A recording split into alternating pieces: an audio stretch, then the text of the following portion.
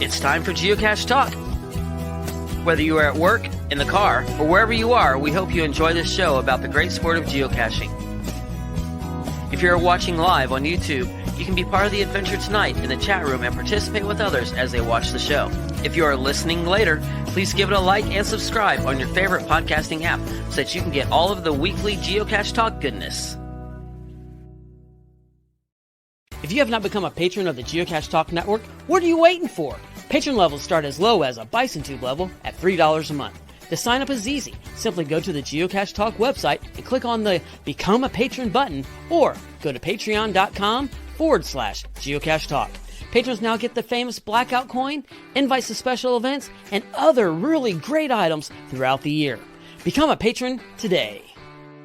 Have you subscribed to FTF Magazine yet? FTF Magazine is the #1 geocaching magazine available. It is a quarterly magazine that you can be part of. Submit your geocaching milestones and adventures to be published. FTF Magazine is also interactive with puzzles to solve and the hunt to find Spartacus. If you can solve the puzzle or find Spartacus, then you will be entered in to win a special pack tag. Every new subscription, you will receive a special swag pack. Subscribing is easy. Just visit FTF's website, ftfgeo.com. Don't miss out and subscribe today.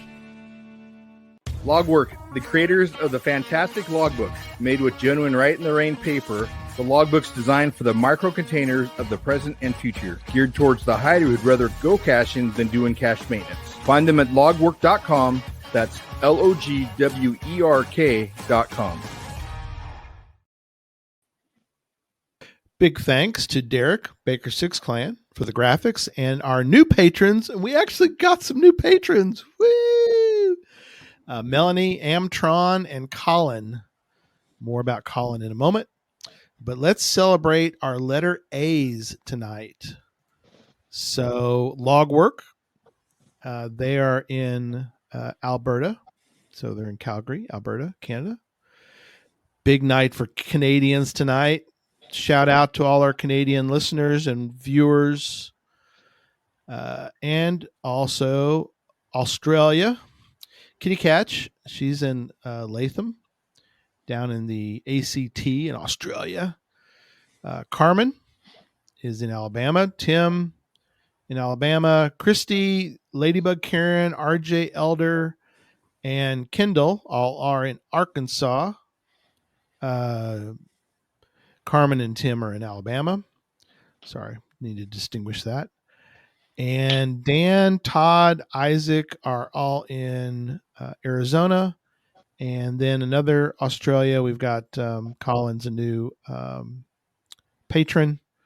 He's in Victoria. So there you go. That's all of those folks. Thank you to all our patrons for keeping this show on the air.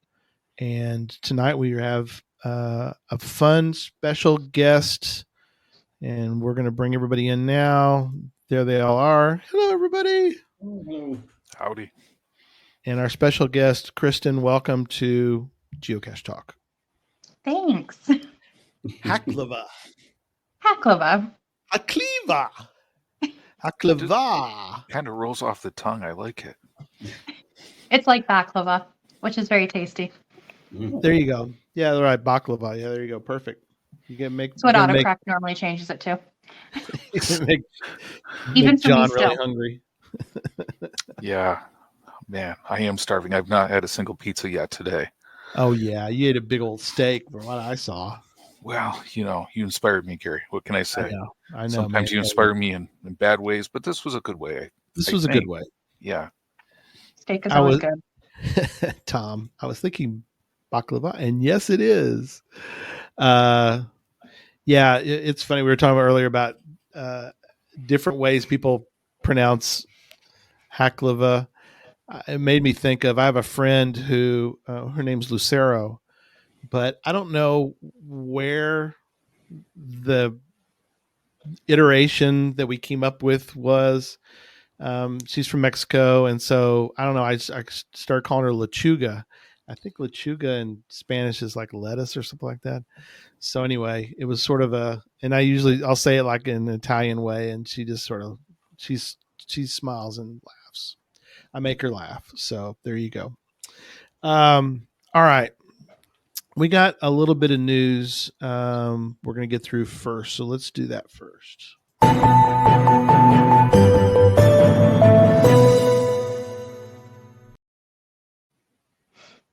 Things we wanted to mention at the opening.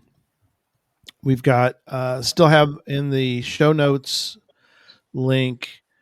We have the volunteers for Cache Fest Oklahoma. Also in there, we've got the link to sign up to actually go through the Infernal Device geocache. And I really encourage people, if you're going to come to Oklahoma, if you're going to Cache Fest, you can't miss this. We've talked about it before on the show, and I don't want to spend too much time on it because we have so much to cover tonight. But do not miss an opportunity to go through this geocache. It's sort of a reverse escape room. You're trying to figure out how to get in, and not only get in, but then you got to try to, once you finally figured out how to even get in, then you got to try to find the cache inside. So it's sort of a haunted house escape room thing. I don't know how else to explain it. It's the greatest geocache I've ever done. That helps, and I've done thousands. So, all right, there you go. Yeah, That's an endorsement. That's endorsement. Go, you did. Do you want to miss it? We're taking a maximum of 5 people through at a time. Each slot is allowed 45 minutes to complete the activity. You'll need all 45.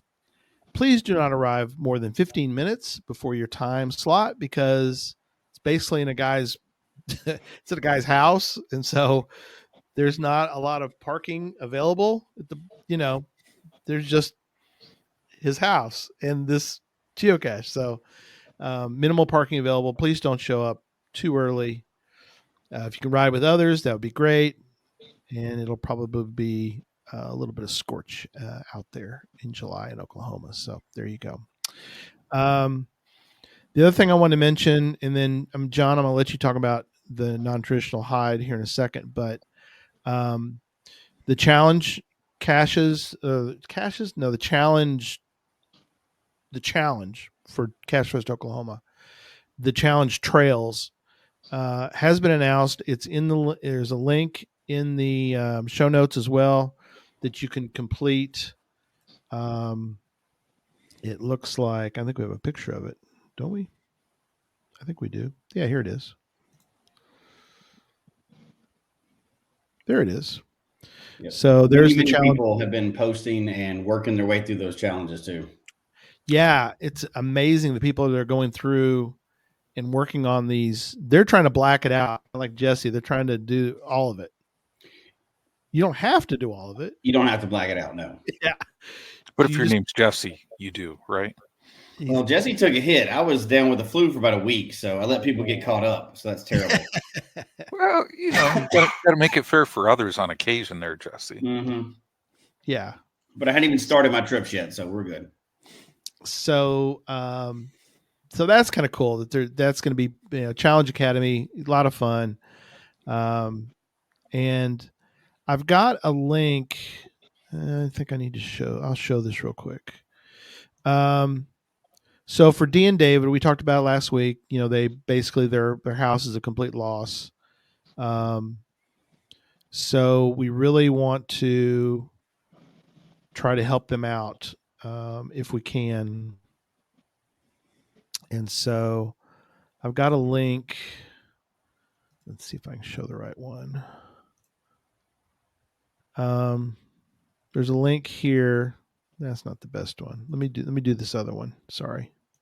My apologies. Yeah. And if people are looking for it too, we did share it over the Geocache Talk social media, and certainly we appreciate everybody, donating and considering donating. No matter what amount, it's greatly appreciated. And for Dee and David, Team D&D, they just amazing everything they've done for the geocaching community, and it's so awesome to see what the geocaching community's pulled together to help donate. But certainly for them, every little bit helps, because yeah, absolutely, they're really rebuilding, and for having their home like that totaled, it's hard to imagine everything that they're going through right now. So they need all the love we can all help them with. So FTF magazine has come out with a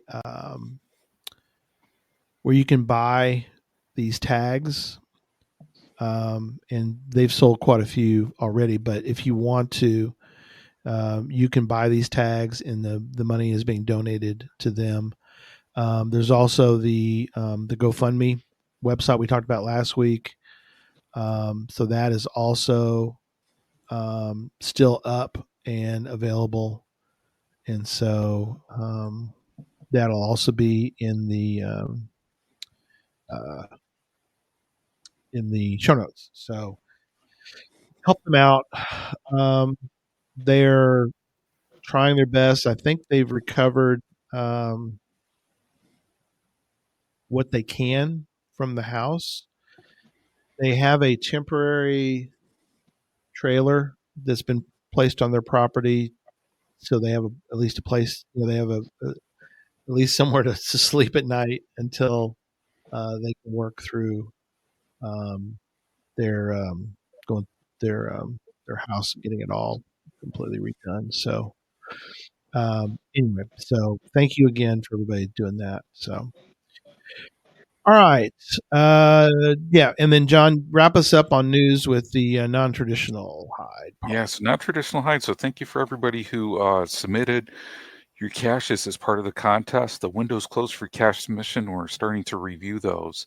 A lot of people have done some really cool caches on that one, and we can't wait to share those with people, because really just emphasizing there's so many traditional hides out there in the world, but a lot of times you can do a lot of creative things and really add to the geocaching community with hiding some non-traditional hides on that front. Mm-hmm. So onto that one, we're going to bring the three top favorite point receivers, incorporating percentages on the show, and share some really neat things that they're done. And hopefully those will help to inspire other people to make some really cool non-traditional hides. Yeah, awesome. Thank you so much. And Kristen, or Hakliva, which is funny. I love the story behind that. Keep it. We're gonna keep the story. We'll do it later. We'll do it in a little bit. So that's okay. Don't worry. I've known Kristen for many years, and I never really asked you, but how? I know you started like 2012, right? Doing YouTube videos. Videos was 2012, yeah. Okay. And did you blog some back in the day when blogs were a thing? No. Okay. No. What inspired you that long ago? I mean, there weren't a lot of YouTubers back in those days. Probably you and Josh, when that was about it. So what I don't know. There led was you like 10 or 15 of us, I think. back then? 2012. Okay, maybe. Yeah. Yeah, That's probably. still not a lot, though. No, back there's then. no, it wasn't. A lot more now. What kind of what inspired you to do that? I was bored. That's perfect. That's I needed good. something else to do while my ex was watching TV.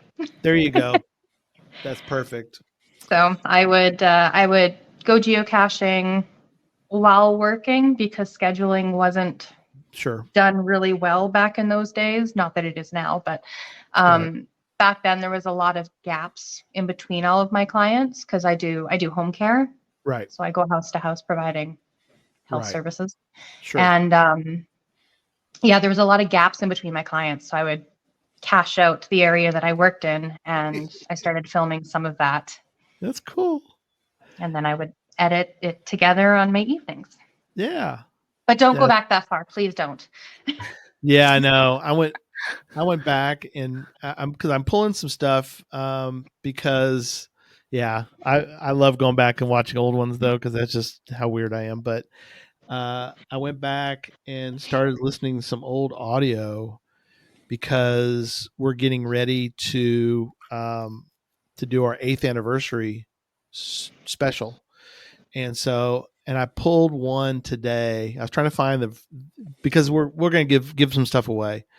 And so I was just listening to various ones, and one of them, the audio is so bad. It's like, oh, this is like unlistenable. It's just terrible. And I actually am thinking like maybe I can pull it down and try to fix it. It's like I don't know. It's like an 8 years old, but it is.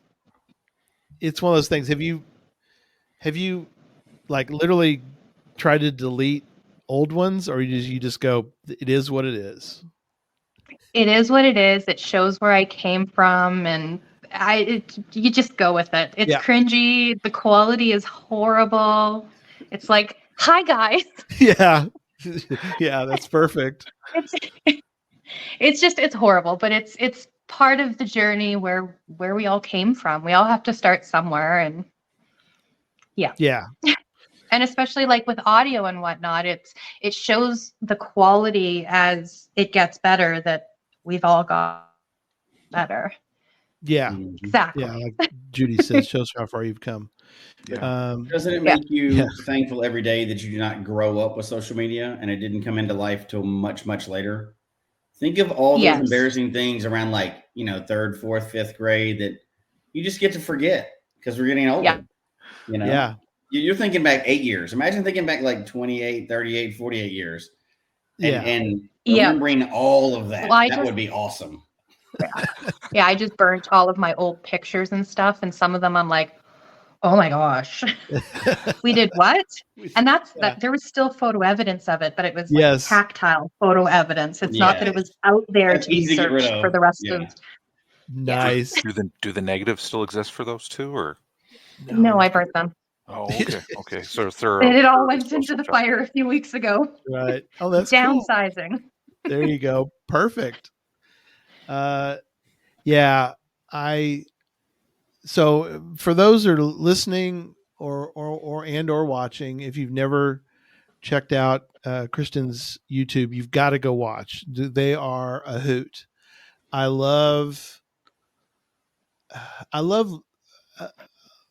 appreciate all YouTube geocaching YouTubers. I don't necessarily resonate with each one. I mean, I don't watch all of them. I watch a few of them that are really, kind of, I feel like I've got a connection with, and I'll always watch Kristen's because it's like, I don't know. I feel like I got a connection. Yes. Heart to you too. But go check hers out. Subscribe. They're a lot of fun. I love your pace.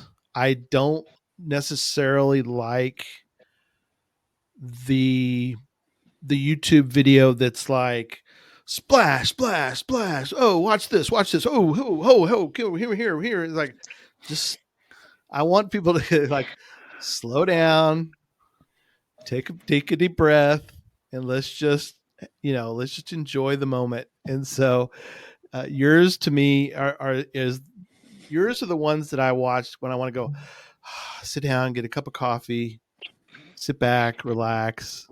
I don't know. Some of them I feel like they drag on for so long, like through the editing process. And it's like, oh my gosh, there's still 20 minutes. Like, how can I get this shorter? Because I think of what I have time to watch, and right. I don't know. I don't see how people generally have 20 minutes to sit down and watch a video. So I'm like, let's try and get it closer to like 10 tops, but it does not always work. No, I gotta tell you, I was binge watching your videos last weekend, and that's why the views went up. Oh yeah, I was just like cranking away, like especially when it came down your trip, I was like, man, I got to see what happens next. And I mean, one of the things I love about your videos are just your passion and your energy for geocaching and how much you love it. Because I mean, just your sincerity really comes across on that. And my frustration towards earth caches. But I mean, that's a cool part of the game, because it's like we all have those geocaching frustrating experiences, and it's good to see those communicated. Because when somebody's just like, hey, every part of geocaching and the voyage and the trip, everything is awesome, it's like, sometimes it's not the case. And I really like the way that you do that, especially with earth caches sometimes. It's like, I love being here. I want to get the smiley, but there is no way I can get the smiley. Like, I don't know what you want from me. That's right. And we've all done that. I know I've done that with an earth cache where I'm like, I want to love this, But part of me kind of wants to move on and get the next cache too. Yeah, exactly. All about the numbers for you, John. We see how it is. Oh man, all about the numbers. You know, Jesse, it's all about the LPCs I get, the guardrails. That's right. Those are the best. I mean, they're the best. Hey, me and Walmart. That's like him too with the heart. Yikes. Hashtag Walmart cache. Yep. You know how I roll. So another one of those that I appreciate and love to watch is Jeff with Cache the Line, and he comments tonight on, I'm having to cut out loads of stuff you never wanted to cut out. So he called it a director's cut. Kristen, he called it, or patron exclusive. You can make patron exclusive stuff. There you go. Yeah. Well, I was thinking about going back and some of the stuff that I ended up cutting out. I was thinking about making patron exclusive videos. Yeah. But I have so much editing to go forwards to try and keep up. Yeah. That it's hard to go back. I know that is. It's got to be tough. We on the podcasting side of things, I don't know. I don't know if I could. You guys put it. The labor that you put in is tremendous and really needs to be applauded. I mean, we prepare. We have things we do, for the show, but we just do the show, and then it just, it's magically on YouTube, and now we do have to do some behind the scenes to do the audio part. Mm-hmm. And John does a tremendous job on the social media side of things, which helps because Jesse and I don't want to do that part. So, oh man, pulling the curtain back. I thought you guys sold it to me like you love to do it, but you wanted to share the love. I wanted to share. That's what it was. He just said it wrong. There you go. We were sad to let you take that over. Yeah, there you go. We're very sad that you're doing all the. In fairness, vlogging and podcasting can be similar. We just don't do that style. Like there's podcasts that they put out like Sunny and Sandy. Yeah. Theirs is clean. There's no mistakes. Yeah. It's perfectly edited. If you've ever been on their show, oh yeah, they get it right. They do multiple takes and everything else. And theirs comes out as a very clean, templated process. And they've been doing it for years. We're the other side where we have a bowl of interesting crap and throw it up against the wall and see what happens. Right. And then we don't edit it. We just leave it there.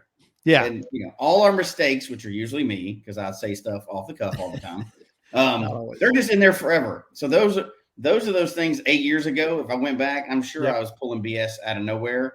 And Gary's like, "Yeah, we'll just leave it. It's okay. Nobody will hear it. Don't worry about it. Just let it go." And those are the most. I could imagine if we had to edit everything out like they're doing. Gosh. We would never get any shows out. No. So we appreciate so much, Kristen, the work that goes in. Well, I mean, I used to do weekly, and I stayed up on that for quite a while. And now I look at that, and I'm like, I can barely actually get one out a month, unless I'm not doing anything else. Right. Yeah.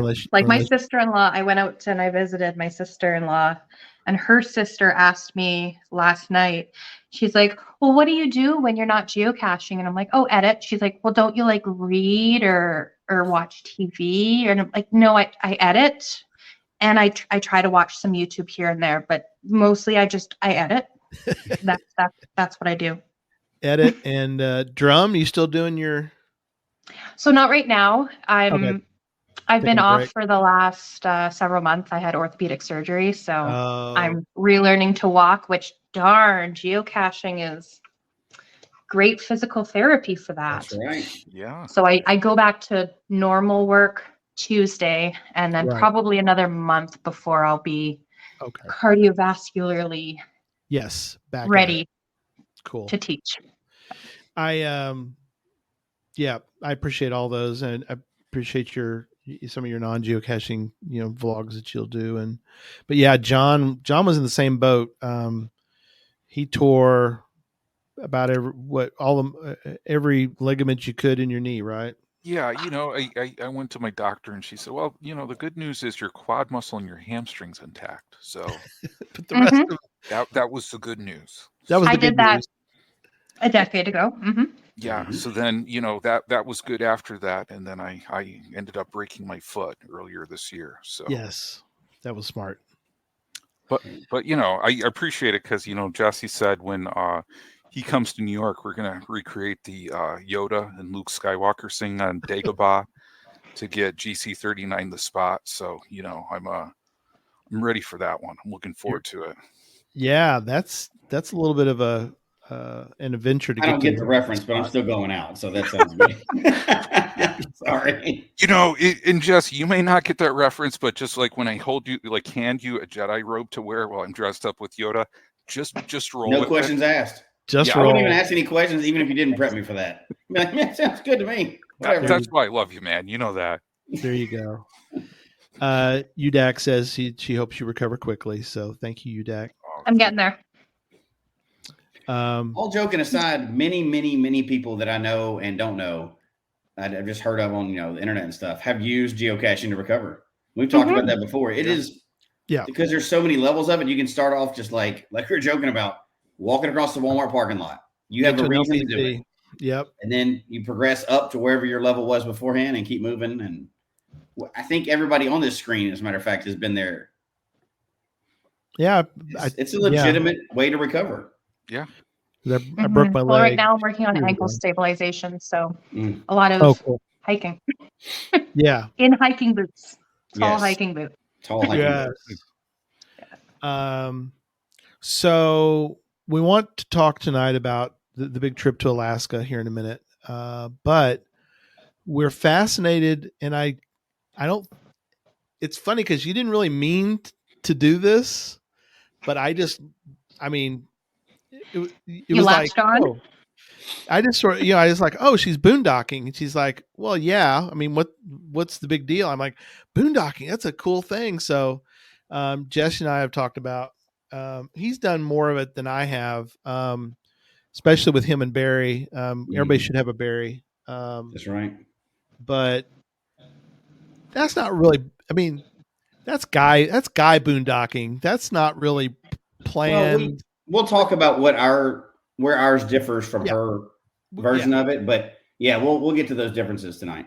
Yeah. So, and I got to hear on this one too. Like, how do you get started in boondocking? I've never done this. You know, the way Jesse describes it, it kind of seems like almost like semi-homeless like type of approach. You have a home, it's your car. It's not terribly off. No, it can be. I'm just wondering, how do you like where's the motivation for getting started? Yeah, how did you start? How do you do it?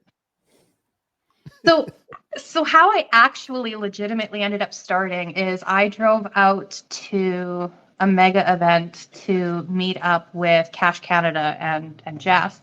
Yeah. And I think Sim Rebel was there as well.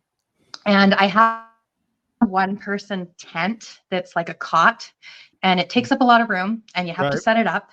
And I started in that, and I drove to a campground and I set it up, and then I stayed there for 2 nights, and then I moved over to where the mega event was, and I set it up there. And then after that, I'm like, why am I setting this up? Like, I can just stay in my car. Like, why am I digging it out from underneath everything and then taking everything that I need out of my car and taking it over to my tent to then put it in my tent for overnight? And then I can just stay in my car. Like, what's the point of this? So that's where I started sleeping in my car. And then it evolved from there, because when I went and I did that, I didn't have like a comfortable bed, and I had a couple of yoga mats that I used for insulation, just because the moisture was coming up from the bottom of the tent. Yeah, because it's a legitimate cot. Right. So the bottom was continually getting wet. So I put a couple of yoga mats down on top in order to insulate it, because that's what I had. Right. And so when I was in the car, that's all I had. And I found that with the slight incline from the seat, because when you flip the seats down, they're almost never completely flat. Right. I was able to put the yoga mats down and roll them up to fill the little dip, and it was good enough. Yes. Now no. I have a lot more to my bed than that now. Right. So, but that's where I started. It was just out of sheer laziness and why. Right. And then after you did that, did it just like kind of click and you're like, oh my God, I can like do this now on like longer trips? Or how did that kind of go to that next level? Well, I'm a healthcare worker and a government worker, so I don't get a lot of time off. And when I do, I have to kind of make the best out of it. So when I travel generally so high paced because there's very minimal time. So I need to get from here to here and back so that I can go to work. Right. And I never know which hike is going to take me longer, which like geocache is going to take me the longest. And I never know where exactly I'm going to have to stop and sleep. So if I just stay in the car, I stop when I'm ready to stop. Right. And I go when I'm ready to go. And that's part of why I travel by myself as well, because then I don't have to worry about anybody else. Right. Yeah. So my setup has gotten a lot more high tech than it was in the early days. But I mean, I'll have to start somewhere. And I'm actually one of those people that would literally live in my vehicle if I could. Yeah. Because there's nothing worse for me than needing something that is at home. Right. And it's like that when I'm working too, because I have so much downtime and I work out of my vehicle that there's always something that is at home and I need it. Yep. So it is amazing how many people in today's world that are nomads that live comfortably on, without a house. I mean, everybody decks out their vehicle in various ways. And I think it's fascinating. And in fact, there are YouTubers, and that's what they do is they live off their YouTube revenues. Obviously, once you get enough, that's always the trick. You get enough people watching, but and it's fascinating. I don't know if I could ever. I don't think I'd ever. I don't know if I could ever do it full time. I'm pretty sure I'm going to be doing it part time as soon as I retire. I think I'm going to hit the road, and you save so much. Now, there are in the show notes. Kristen's put some info about some of the apps. I have another app I'm going to add to that one, Kristen. It's called RV Parky. I don't know if that's any good in Canada. It's good in the US. So this is the app for RV Parky. So that's one thing that I think will be interesting. The fact that your experience, it sounds very similar. I know that in the United States there are apps like that where you can take a look, like Cracker Barrels. You just have to go. That's an example, but you can when you get there, you need to patron them. We all need to be good, stewards of boondocking, and just say, hi, I'm eating here tonight, but I'd like to, can I sleep? I've got, my vehicle. Can I sleep in the back here of your parking lot? And most of them you can check on RV Park or other places, and they'll let you know ahead of time. Most of all of them will be like, yeah, you're fine. So in Canada, you have, I think, some similar locations that we have, as far as, I think you called them Royal Land and Crown Land. And then you've got, which is similar to our Bureau of Land Management. Okay. Mm-hmm. Yeah. And those have sort of, in a sense, their own rules, I guess. Well, what are some things that you found? So as long as it's not leased Crown Land and it's actual public use Crown Land, then you can stay for up to 21 days on it. Oh, okay. Wow. That's cool. Yeah. But that's the same as BLM. Oh, okay. Right. Yeah. Most of your BLM is also 21 days tops. And then you have to move to another site. And I think you guys have a distance that you have to move, like so far from your original location. Okay. I'm not entirely sure if that's the way that it is here. There's a couple of spots that I go to that are Crown Land.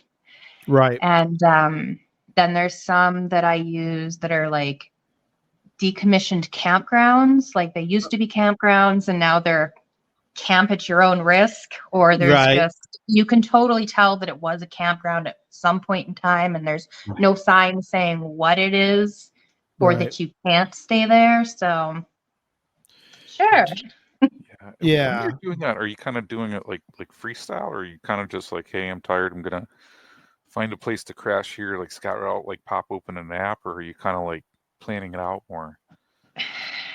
So I try to plan things out, but the problem is that it gets really overwhelming if I try and plan too much. So like even with geocaches, these are the ones that I really want to get, but I'm going to add all of these onto the list too, so that I have other options as well. Sure. And it's the same thing with the places that I stay. I open up the iOverlander app and I have a look if I don't for sure know that there are places. And I kind of go, okay, well, I could go here and that's this far out of the way, or there's over here, which is closer to these geocaches, which I could get those ones. So it's all fly by the seat of my pants.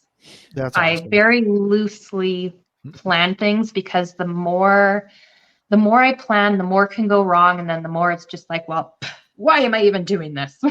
Right. And then I just get frustrated. Do you ever end up in, if there's nothing really close, do you just have to make a judgment call sometimes and end up in weird places?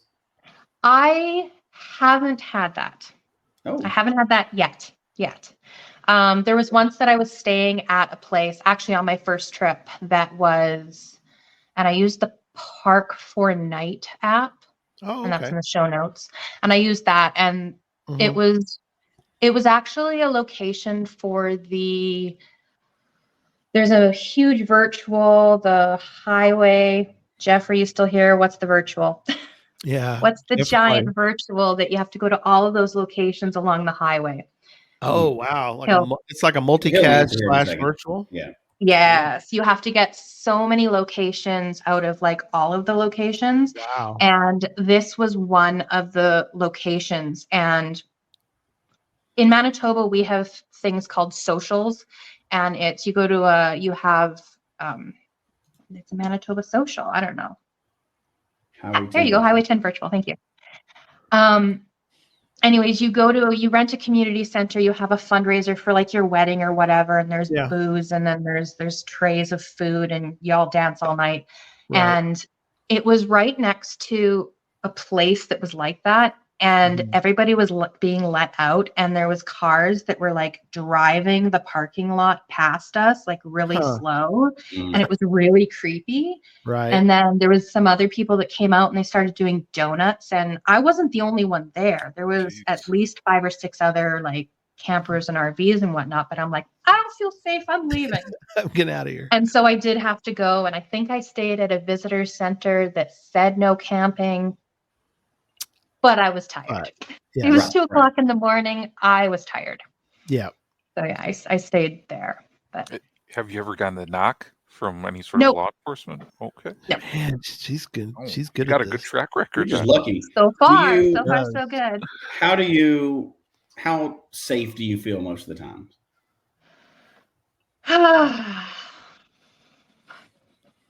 Usually the first couple of nights, it takes me a bit to transition into getting comfortable, especially if I haven't been out for a while. Oh, correction. It's the Kings Highway 17 virtual. Kings Highway 17. Okay, cool. Yeah. It's a really, really good virtual. I'm so glad that I did it. Thanks. Appreciate it, Jeff. Appreciate you. I feel mostly safe, but like I really have to follow my gut. There's been a few places where I've pulled in and I've kind of set up, and then, I hop in the back and I have my front window cover just down a bit, and I just sit and I watch, and I'm like, yeah, I don't like it here. I don't like what those people over there. No, we're going to move. Yeah. And so there's been a couple of times where I have moved locations. Sure. Well, I'm glad to hear that you're trusting your instincts. So that's good. Oh gosh. Yes. Yeah. No. Your gut feeling takes you a really, really long way. Oh, I agree. 100%. Yeah. In Canada, have you found places that more from more of an urban perspective? For example, I think a lot of people do. They have a name. Camping? Like Planet Docking, where they go to Planet Fitness and they ask them if they can stay there. Oh, okay, so yeah, that's like stealth camping. Yeah. So when I work overtime and I work, like I'll start at 8 o'clock in the morning and then I'll work until 11 o'clock at night, and I live a half hour away from where I work. Right. I won't drive home to drive back to work in the morning for 8 o'clock in the morning. I will just stay around work. And so there's a whole bunch of places in the city that I do stay. Okay. And yeah, I haven't Planet Fitness. I haven't used any of them. Around hospitals is usually a pretty good spot because, you know, there's people visiting and whatnot, and the workers themselves. You can kind of get a sense from an area, and being that it's the area that I work in, I kind of know the area a little bit. But like if there's a business over there and kind of an open green space on this side, then yeah, you can stay there. I don't know, like Jesse, it's different, I think, for, I don't know, maybe not different, but like you and Barry, do you guys look for just a rest area, or are y'all looking for, I mean, what we do is not good advice. So maybe that's okay. I don't want to include that with the show with Hakliva on it. So we're not going to provide examples of what not to do. So what not to do, I can tell you many things. Don't park in front of a park. Do not. No, because parks close. Yeah. Nope. Don't do that. Cemeteries, I've done that before. I almost did once. Yeah. So most cemeteries are open 24/7 unless they have gates. They're open 24/7. Right. And most bad people don't like to hang out in cemeteries. So the other ones, they don't make much noise. So it's good. I have church parking lots. I've done that before. Yeah. You just got to remember what day that particular religion or church or whatever it is has service.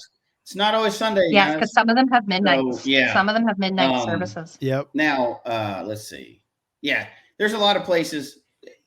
We go a lot by instinct, like you were just saying. Like there's usually at least two of us, and both of us are both physically capable. I'm not worried about that part, but I can't catch a bullet in my sleep safely. Yeah, that's not a thing. So this is not a movie. So, you know, if an area is too sketchy, we'll just move on. Yeah. Now, we'll also pull off kind of like in the woods and sleep sometimes. I don't care about that at all. But we're always ready. Now, not just to be clear, because I'm going to New York. I will not have my gun with me going to New York. Yes. I don't want to go to prison for the rest of my life, you know. But exactly. A lot of times we're armed up. So we have a safety factor in there. But we also, you know, I'm also not trying to just be out there breaking the law all the time either. I'm trying to do the right thing when possible. But if it's 2 a.m. and we've been driving since the previous 2 a.m, sometimes we just pull over on the side of the road, get as far off as we can, and go to sleep. Well, and if anybody knocks, it was safer for me to pull over than to keep on going. Absolutely. Yeah. No, absolutely. No, it's cool. So yeah, we've got again, we got some notes. I'll add the check it out. RV Parky is a real good one, at least for the U.S. Again, if you live in another country or in good old Canada, I don't know. You can check and see if there's some info. I'll check it here in a minute, but we may have to go over again at some point when we have, because I still want to hear about Alaska for sure. But well, that's where we're heading now. All the best apps for like geocachers that are doing this kind of trip. Maybe we can spend a little more time at one point on those apps.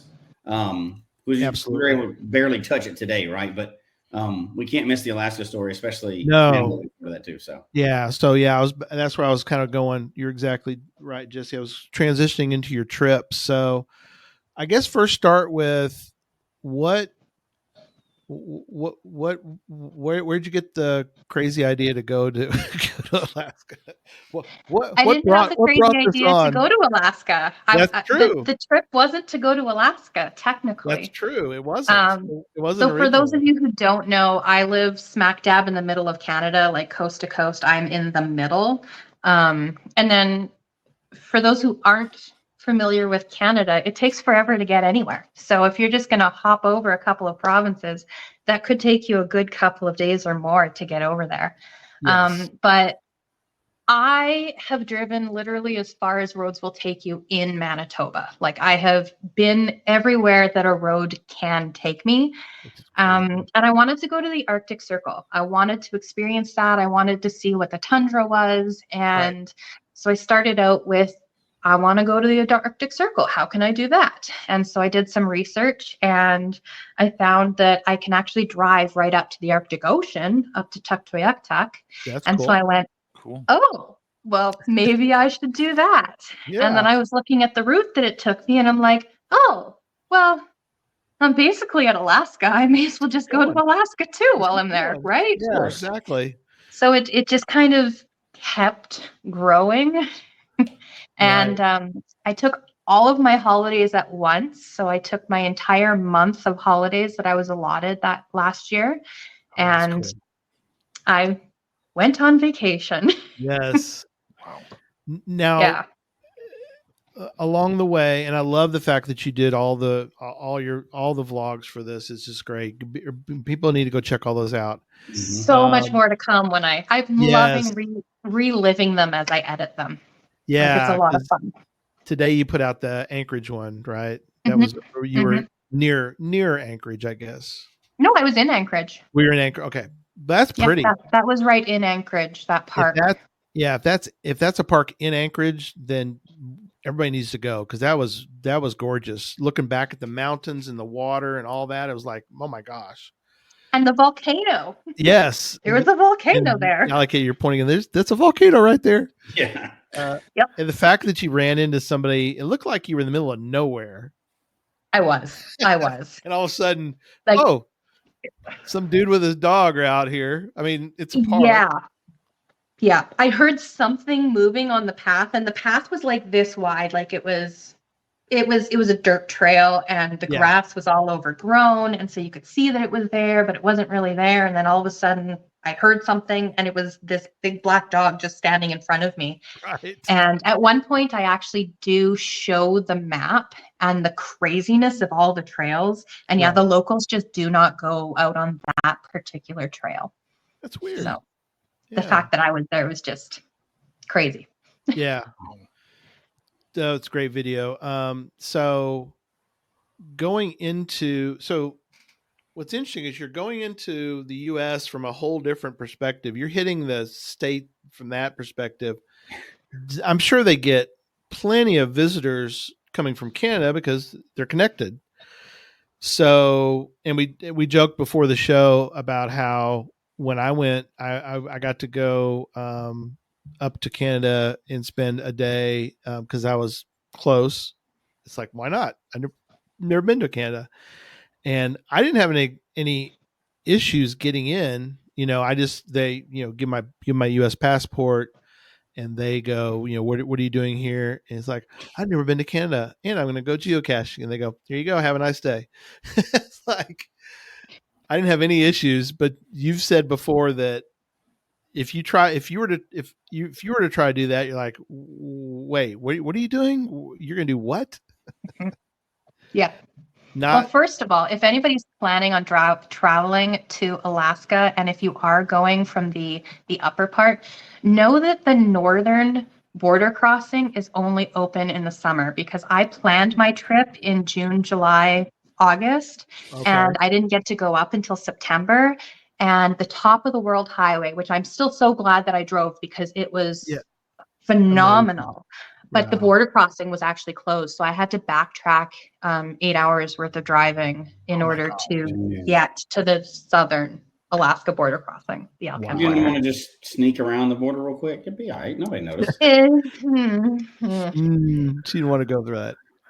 I mean, prison's not that bad. Depends on the prison, probably. That's true. Yeah. I don't know. I don't really want to experience that firsthand, personally. Yeah. Exactly. Yeah. And then, I won't have my job anymore. Yeah, you don't want that. Yeah. Yeah. Full-time geocaching. So win-win. You need to make money doing it. Full-time boondocking. Yeah, I haven't figured that one out yet, but. Yeah, no, neither have I. Yeah, I do a picture sometimes when you think about things. You have an angel on one shoulder and then Jesse's on the other shoulder. That's right. Yes.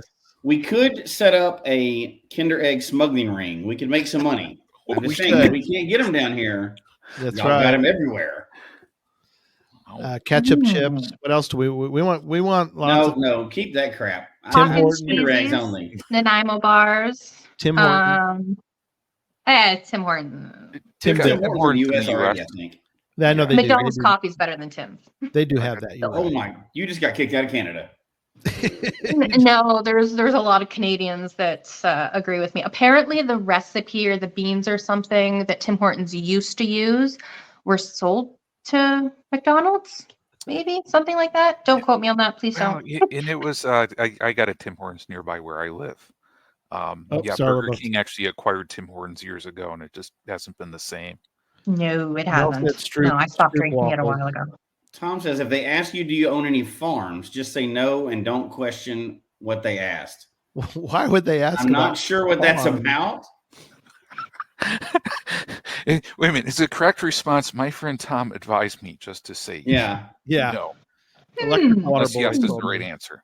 Yeah, I don't know why, but we'll just move on. That'll probably end you up in prison just as quick. Hodag says that he agrees on the chips. Okay. That's okay. Yeah. Fine. Whatever.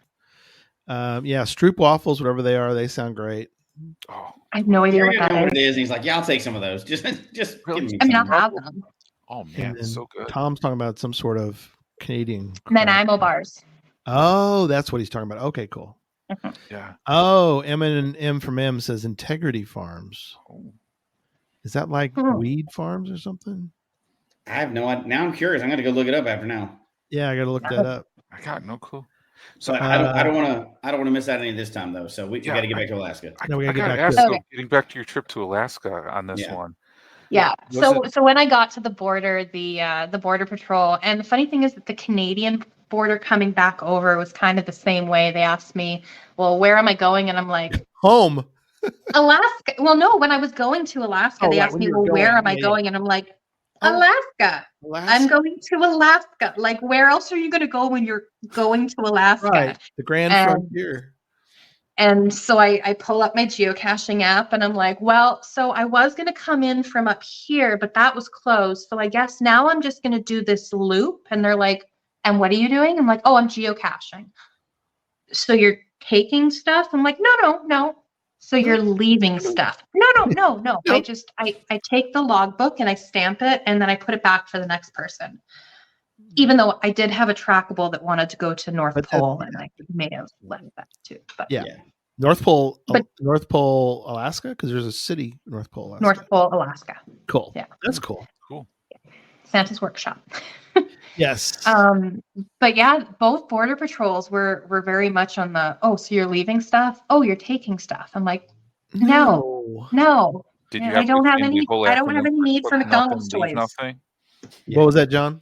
Did you have to explain the whole geocaching acronym and phrase took nothing, leave nothing? Exactly.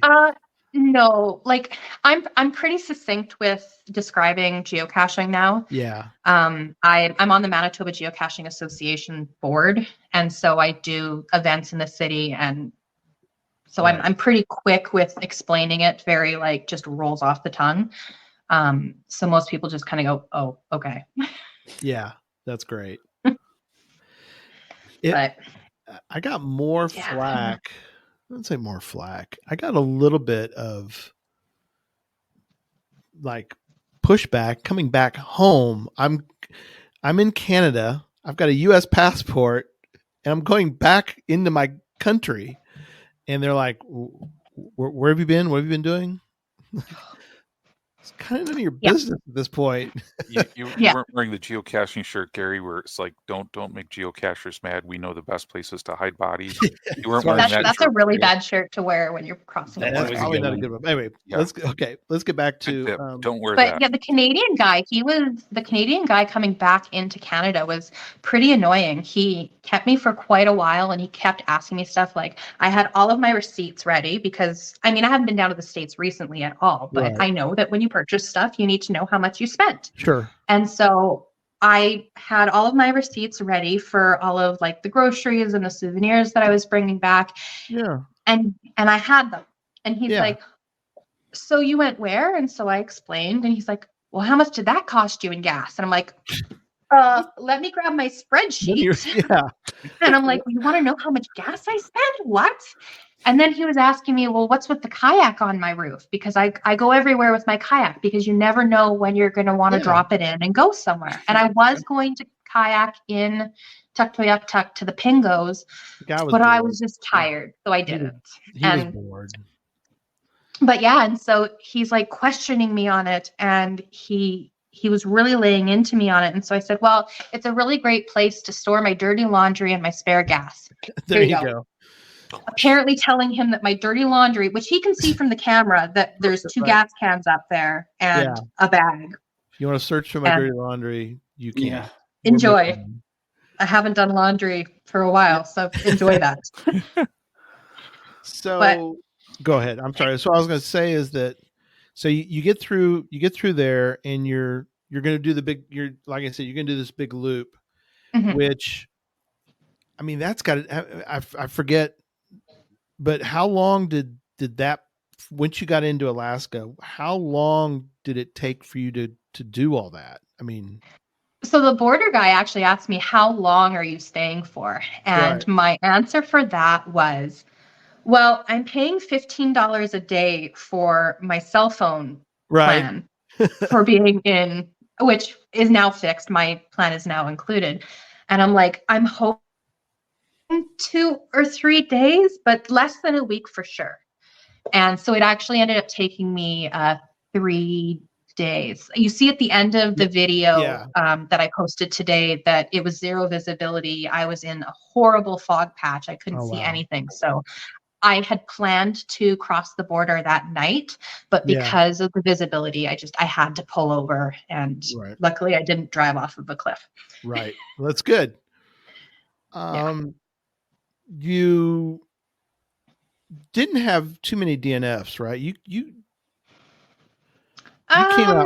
came out pretty good, didn't you? I think I did. There was a whole bunch of earth caches that I had to walk away from on the Dempster Highway. Like I'm not good at earth caches. I love visiting them, but unfortunately my brain just doesn't wrap around what exactly. Like there's one that I vent in one of the videos where I'm standing at ground zero, and it asks me to average the size of the brown rocks, I think. And I'm like, which brown rocks are we talking about? Are we talking about these big ones over here, or these little ones over here? And like, there's more little ones, but then there's these big ones, and which ones are we doing? And I don't know. So I don't know if I posted like a DNF for it, or if I kind of clubbed my way through, but up the entire Dempster Highway, there are earth caches galore at so many really cool places. But I swear, like, geology teachers went up there and they dropped all of these earth caches, and like there's no signage, there's no nothing. You're brought to where there's these striations in the sides of mountains, and like it's really cool because you can see that the mountain has folded. Sure. And it's cool. Yeah. Do I understand exactly what's going on enough to put into words to answer the questions that you're asking? No, absolutely not. I'm just like, and I think thanks for bringing me here. Some of those for earth caches would be evil earth cache hiders too. Let's just face it. Yeah. Some people say evil hiders are just like traditionals or container based, but no, there are evil earth cache hiders. There's evil hiders of all types. Yeah. I mean, they were really, really smart, and they did do a lot of really cool locations. I'm curious to know how long it took them to get up the Dempster Highway, because it took me 2 days there and 1 day back. Wow. And to stop and to analyze all of that is like, like I don't own any earth caches. I don't. I'd love to one day. Sure. It'll be at a very big sign. It tells you exactly what the answers to my questions will be. But yeah, I can't imagine how long it would have taken them to explore all of that. Yeah.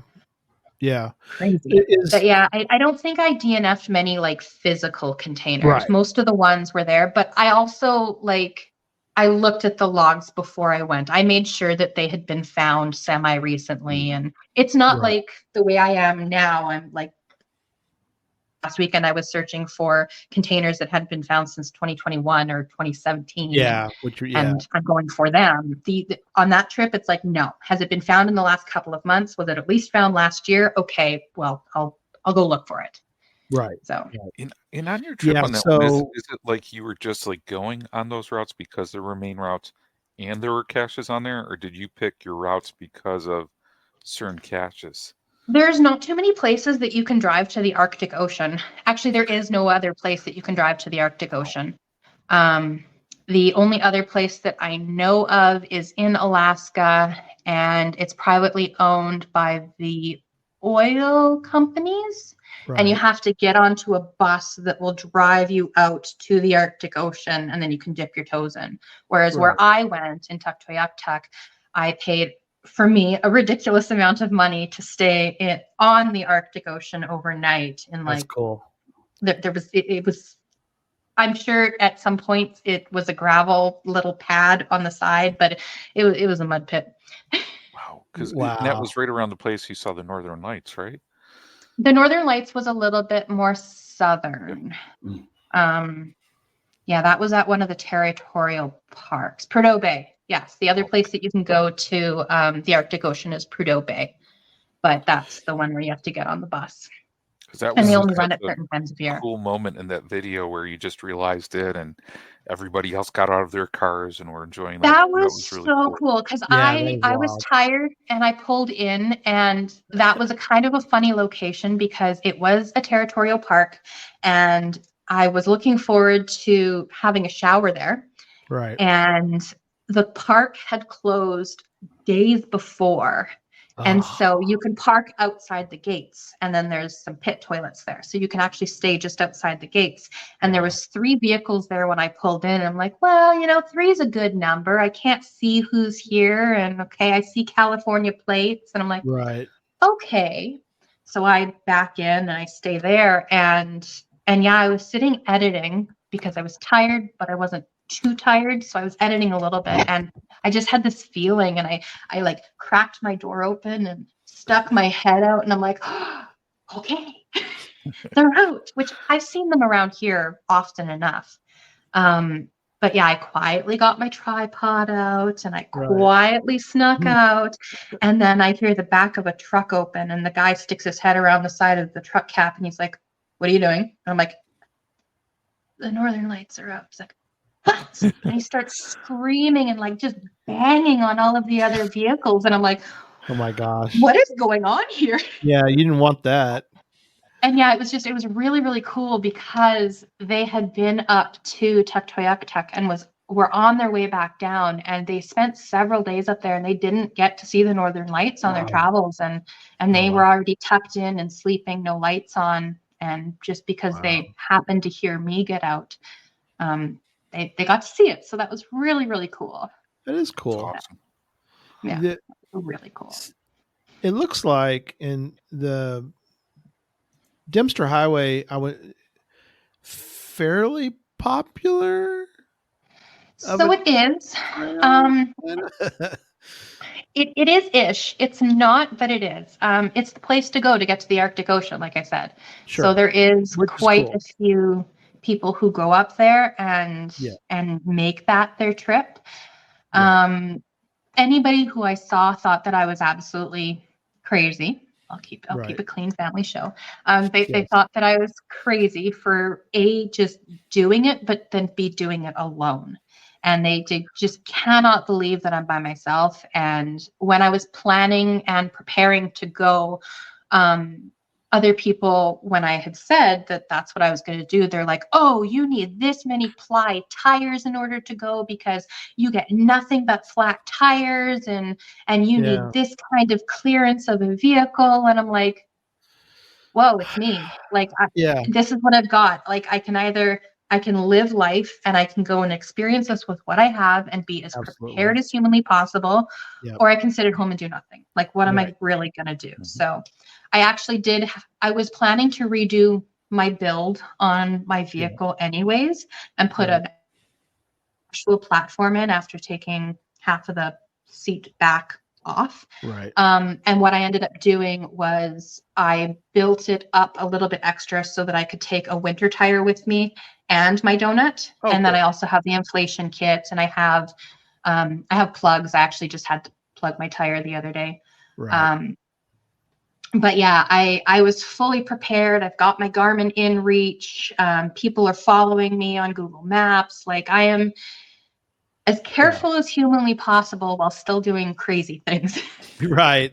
But yeah, I didn't have a single problem. Meanwhile, the guys that I had actually talked to with the Aurora Night, they had a sidewall puncture on one of their tires, just from like the gravel. Yeah. It's sharp and it's low maintained. And I don't know if I just know how to drive on crappy roads, because we have a lot of really crappy roads here. But sure, I mean, you don't get too close to the bigger rocks. You drive on the more ground down stuff. Yeah. You work down dirt roads and gravel roads. You don't just sort of go down them going do, do, do, do. It's like you got to watch what you're doing.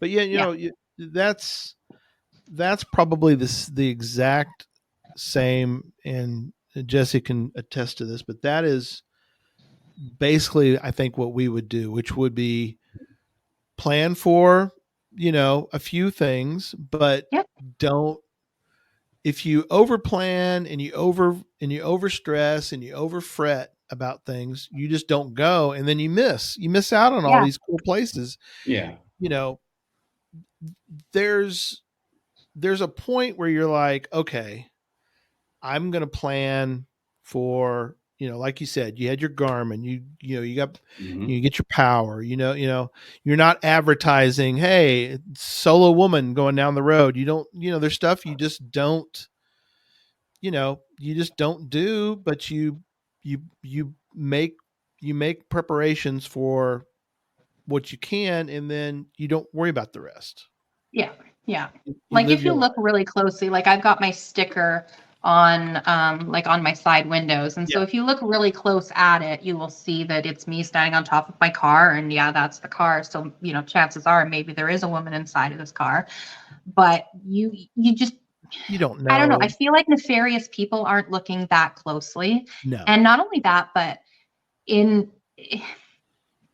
the middle of nowhere, are the people who are going to be breaking into vehicles to do stuff to people, are they really out there? No. Like, probably not up there. They are, but they aren't. Right. Like, the odds of it happening. Yeah. Like I said to you guys earlier, like, I live in the murder capital of Canada. I'm not terrified to go outside of my door. I still go for runs and walks and bike rides and geocaching in the bush. Yeah. And I try very hard not to live my life in constant fear that something is going to happen. I just be as prepared and as aware as humanly possible. And I definitely listen to my gut a lot. No, that's perfect. For sure. You know, safety is important, but if safety is the only thing you think about, you'll never do anything. Exactly. Right. Exactly. But like I can't live my life in fear all of the time.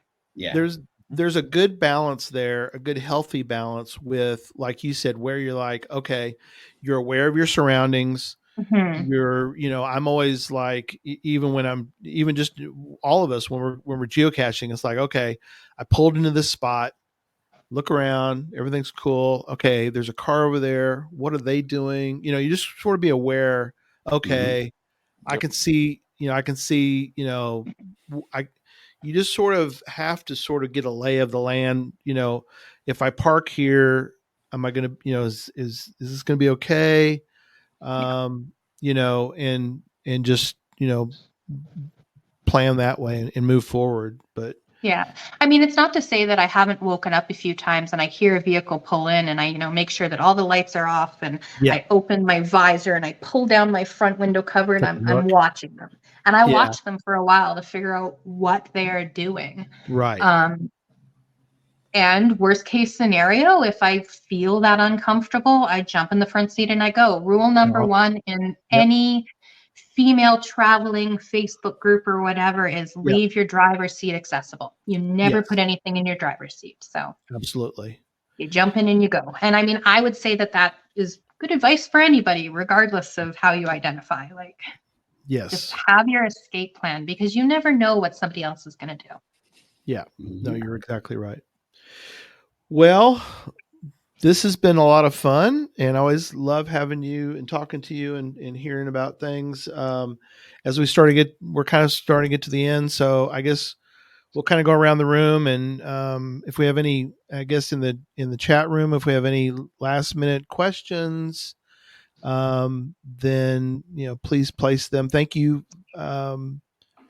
to the chat room for being there and providing info. I will say that we're murder capital of Canada because it's per capita, right? Yes. So our population is smaller, so we have more murders that it counterbalance. They don't put that on the signs where you live, do they? What's that? They don't put that on the signs where you live, do they? Yeah. Welcome to the murder capital of Canada. No, I think it's welcome to Winnipeg. Okay. Made from what's real. Oh, interesting. Yeah, they got some flack when that came out. That has a different ring to it for sure. That does have a different ring. That's probably better than advertising your murders, though. So I'm just saying. Yeah. Well, we're also Slurpee capital of the world. Oh, cool. The world. Slurpee. Or we held that title for many, many years. I don't know if we still hold it. But. So is there a correlation between Slurpees and murders? Obviously. Maybe. Probably. Yeah, I mean, Jesse's a math teacher. I trust his. Obviously, we can definitely look at that. We can run the numbers and correlate the two somehow. Yeah. So I'll jump in. So yeah, go for it. I think the Alaska trip is fascinating for many reasons, but the trips and the boondocking and everything else, that's interesting. We touch on that several times because there's a lot more. Well, boondocking has become extreme. It's almost mainstream. It's so popular. Yeah, it really is a lot. The crossover of boondocking and geocachers is really growing. There's a lot of people that are, it starts as road trips and it becomes longer road trips and, or just ways to cache more, maximizing that road trip. We've done that many times, and maximizing the dollars too. And got up and going on the next, the next morning. And I think it's really a growing overlap more than we think it is. So I think it's pretty fascinating. We always like to talk to people that do it, and try to put out the safest, as safe as you can be, right? But we're trying to put out, here's some ways to make yourself safer. Here's some tips. Here's some apps that can help, just pulling over. That's the more dangerous side of it. Finding a good boondocking location that's apps and people are using it and it's a common, that's quite a bit safer. So I like Overlander because it's user based, and so you get the reviews and the comments from other people who have stayed there and their experiences as well. And then you can always edit after you've checked in and stayed there. You can edit the main listing if anything's changed. So that's really nice about that app, anyways. That's great resources for people. So people just have to spend a little time getting used to those resources and make it a lot safer. Mm-hmm. Yeah, the safest thing is just to not do it. Stay at home and lock yourself in your house and be miserable. We're not those kind of people, right? So you might as well take as many precautions as you can and then go have fun. Yeah. A lot of those apps are really cool. They've got like for the RV Parky, which is not a sponsored, but they've got all the different people. All the star things are, like you said, they're all user. I mean, they have in there. Is it pet friendly? Are there restrooms and showers? What's the Wi-Fi situation? They even break it down. And that's for RV parks, right? Well, no, it's called RV Parky, but it's not just for RV. It's used by RV folks, but it's also used by boondockers or nomads, however you want to say it.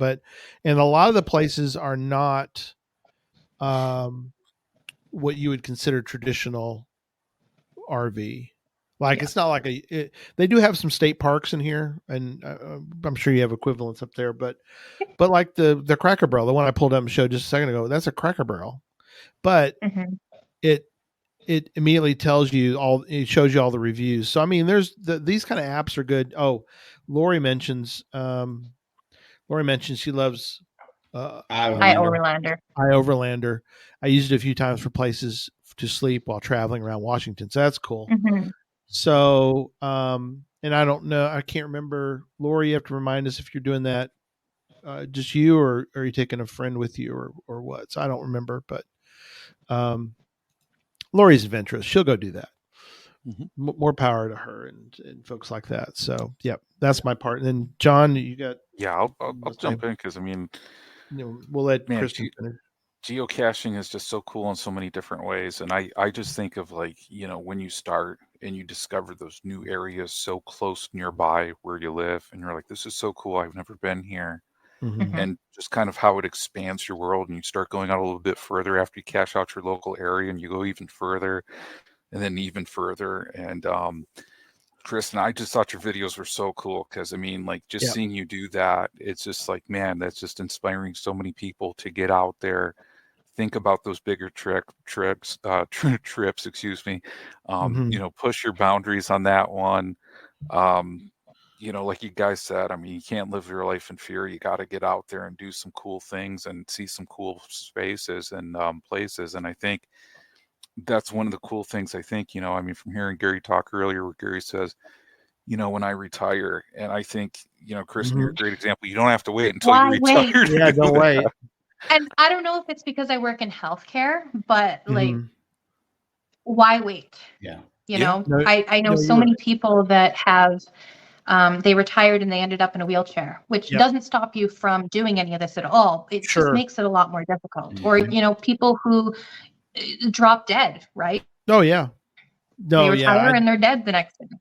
Yeah. I guess for me, it was that aspect of it. Cause I'm one who will just get on the road and go, but I usually will spend the extra money and stay somewhere. But I think when I get to that point, I'm going to still be going. I'm going to go more.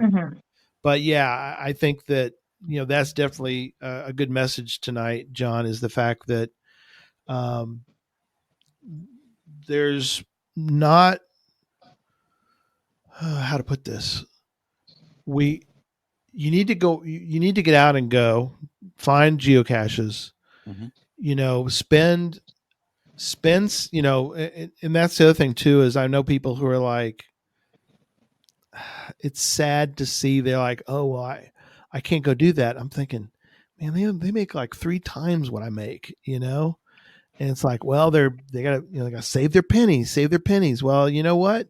There comes a point when you might have all this money who's going to go to somebody else because you're not around anymore. And so sadly, you're not going to be getting to spend all those little miserly pennies that you were saving, or in this case, mini pennies, kind of thing. Yeah. So. Well, and a lot of my videos focus around the larger trips, but I do a lot of smaller trips. Like the only reason why I'm back right now and I'm not in a campground is because we had a major thunderstorm roll through and I wasn't sure if I'd have reception. So I came home. Otherwise I'd still be out right now. Yeah.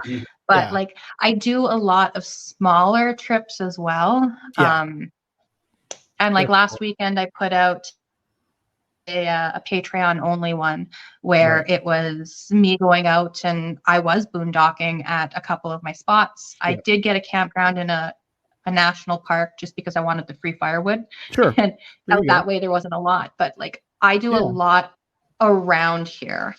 And, the week before that, I was in the southeast corner of Manitoba and I was clearing out all of the geocaches in that area. So now there's only a couple left. And I do it just out and around home. So I do it often enough. It's just, I don't always get to share it on YouTube because of the sheer amount of work of filming, then editing. Yeah. No, that's so important, to get out and see, and that's the beauty of our sport is the fact that, I did a big trip last week down and did a bunch of these Jasmer caches. And it's like, some of these,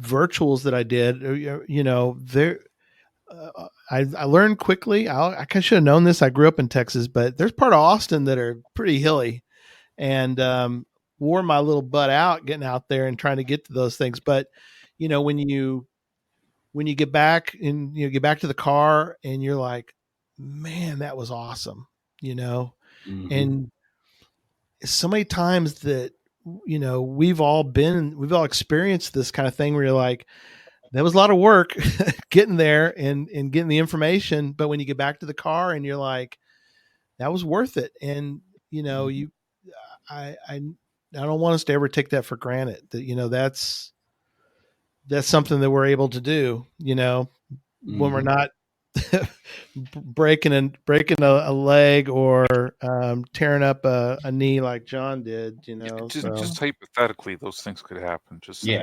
You're right. They can happen while caching too. It can, but yeah. So again, thank you so much. It was fun. We look forward to more videos.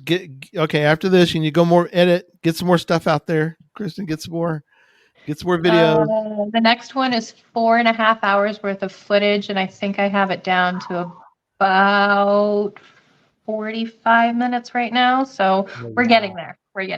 Well, that's good. Well, it's wonderful. Everybody definitely check out her channel, and we look forward to more. And we thank you so much for being with us. And Owen says, great guest. Yeah, we know how to pick them. We know how to find the right people. We get good guests on. So I don't know. I like the Happy Hodog. Yeah. Hodag. Yeah. I like Happy Hodag. If John, this like one. Her. Yeah. Oh yeah. Well, I love pizza. I would live off of pizza. He is the pizza ninja. So I know when I was looking at Kristen's post, I made, I think, at least one or two like pizza comments on that one. That's good. Yeah, the how to slice a pizza. Yes, exactly. That was awesome. You do it in a spiral if it's just you, and then you can just absolutely. That inspired me. I'm just saying that is going to be a game changer in my life. We're going to need to see that happen. Yeah, absolutely. I worked at a pizza place for over a decade, and I'm not sick of pizza. Oh man, so you're speaking my language right there. Can't be. Yeah. All right. Enough of John and his pizzas. No. All right. Enough of John and his pizza stuff. No, we all love pizza. We love John. All right. Oh man, you guys are the best. All right. We'll see you guys down the road. Thanks everybody. Take care. Have a good night.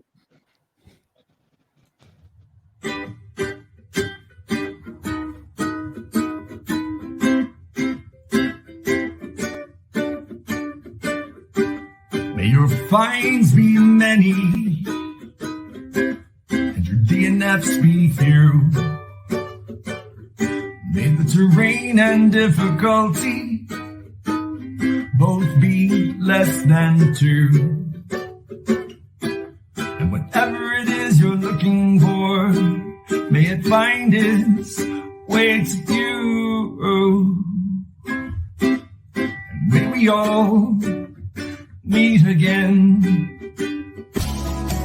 Folks, we hope you've enjoyed the show tonight. Please email us your comment at geocachetalk@gmail.com. Don't forget to follow us on Twitter, Instagram, and Facebook. The show can be found on Apple Podcasts, Stitcher, Radio Public, or Spotify, as well as at the Geocache Talk website. Don't forget to click that subscribe button below and ring that bell notification so that you can see and hear the show on a weekly basis. And tell your friends about the show. Get them involved with us in the chat room. And until next week, don't just talk about geocaching, go geocaching.